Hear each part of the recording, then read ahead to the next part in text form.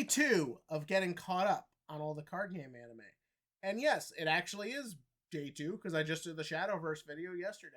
That's right, people. For the first time in a long time, I've gotten multiple videos out in 1 week. Granted, part of that is I was just finishing up the Oblivion Battery video the other day anyways, so that had to go out. And then I came up with this idea of the card game anime thing, and these videos are obviously going to be a bit more simplistic, so it's a lot easier. So it's not actually that exciting in the grand scheme of things, but we're here, we're doing it. We are talking about Cardfight Vanguard Divine Z Season 2, the first 6 episodes. I really want to emphasize that. I reserve my right that if this gets better, I'm allowed to say it got better. I know that internet, let me be able to, change my opinion as I get more information. But yeah, we're here to talk about the first 6 episodes. Before we do, I should talk about what I thought about the last season. First and foremost, the last season was not looking forward to it after the abysmal ending of the Overdress seasons. So I wasn't expecting much, but I was pleasantly surprised. Yeah, this was a quaint little show following a bunch of likable characters who all had well-executed arcs. You had a really great twist with future Hikari. The card fights were fun. While it wasn't like the greatest thing I've ever seen or really felt like it was going to win awards or anything like that, it was a good time.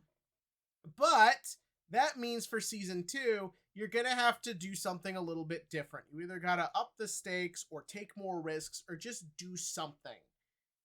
And the decision here has been to just kind of do the same thing, but more. Not actually upping anything, just including more of it. There is a difference, which we're going to talk about. So yeah, we should probably just kind of explain what I mean by doing just more.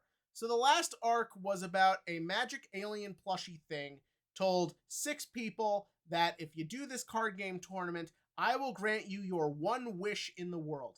And now we have a second plushie telling another 6 people, do this tournament for me and I'll grant you all your wishes. See the problem here? It is literally the same thing. Well, this time, the plushie will destroy the world. I love just being told about stakes instead of being shown them. Why not show that this thing is dangerous? Show me what it can do. If you're gonna go back to the Lelouch plushie's past, that's a weird statement to say.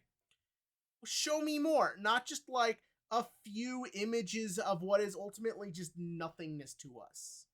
But no, instead it's just it just explains to you, oh, this thing is dangerous. Why? Because I told you to. Says I, a weird alien plushie thing. So then it's kind of like we bring in our destined ones, our new opponents, who are heroes, are gonna fight.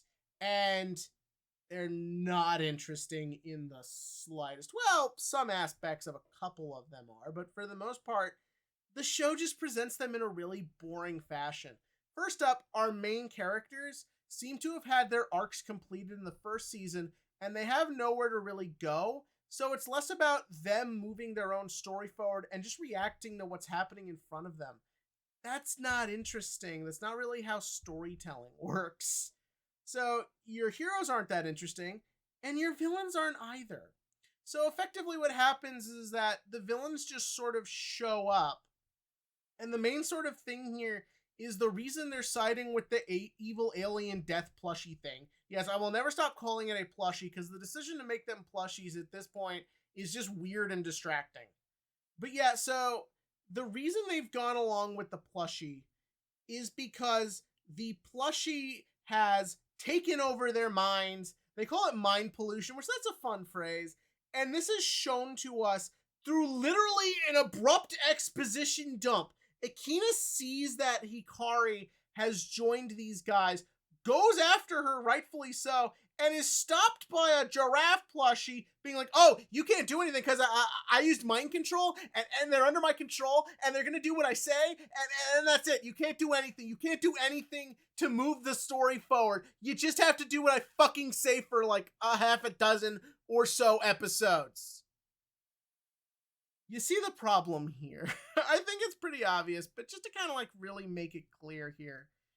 The issue is that instead of really showing us organically that Hikari's mind has been messed with, instead of showing the effects of it before you really even get 5 seconds, I think she just snaps at him at first. It's taken away from you. The chance to really experience and understand what's going on here as the story progresses is robbed from us as the viewer. And the whole arc is that everything is explained, everything is an expo dump, everyone standing still as just talking heads tell them everything they need to know. We don't really experience the story. So when Hikari runs off, instead of using that to like show you what's happened to her mind, it's just told to you. And so when Akina then goes home to try and talk to her, it's just kind of like nothing really happens or comes of it. And it's a shame because I think the actors do a good job. When Akina just asks, "What did you wish for?" you feel the pain and the confusion and the unknowingness in his voice. And to then get that angry response to see how far away she is, that's good, but we were told it ahead of time. We were robbed of the revelation as what's happened. And also, I feel like just putting her under mind control is just a get out of jail free card. It doesn't matter anything she does or anything she says. She can be as shitty as she wants, and you're just going to reset her because the mind pollution will just be cured. I do like the term mind pollution, though. That's pretty cool. But yeah, it's just not very compelling, and honestly, it's unintentionally funny. Like, Akina just has to live with his brainwashed sister, who, as far as we can tell, is just sitting around mopey and angry. It's just really unintentionally funny. Like literally, there's a scene where he's like, "Hey, what do you want for breakfast?" She's like, "Fuck you!" it kind of just made me laugh. And again, I don't want to because I like the actors' performances, but there's just nothing really to it.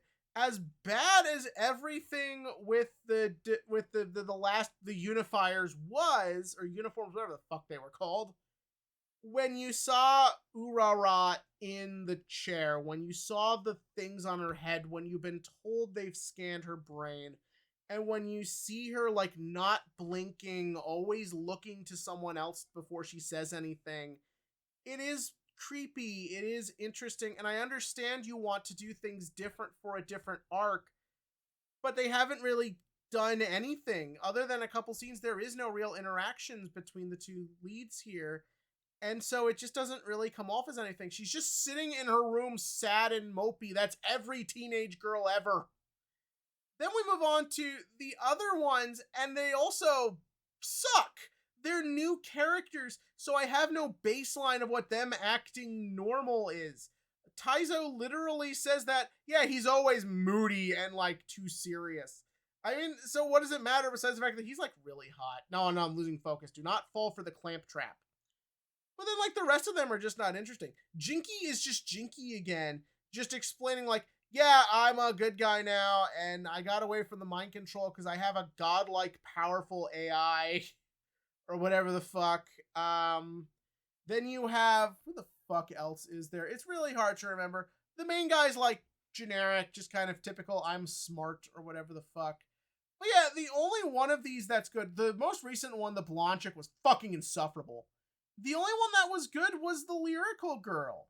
Because, like, it felt like there was a point what was happening here, and you understood how she got to this point. This was a girl who doesn't really fit in anywhere. She's smart and she's capable, but she's only good at school because her parents tell her to. She doesn't really have friends. She just have kids who like to mooch over homework.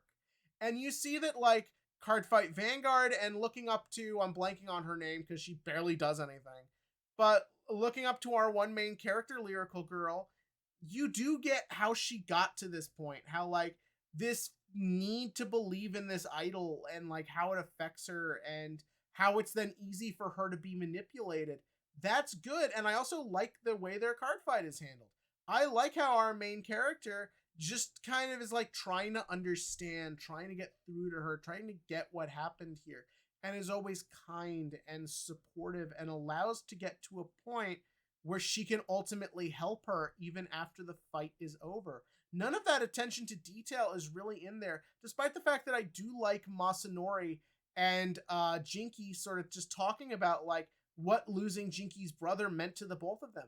That was good, and it was good growth for Masanori, but it didn't really feel like anything to me. Like, it didn't have that like really strong core here. I don't know if it's just because I really can't stand Jinky, but I just kind of felt like while it was neat, it didn't like have an impact on anything or like lead to anything. It was just a one-off thing, as Jinky is just now here fucking explaining everything about how the bad guy works, and it's just not that creative.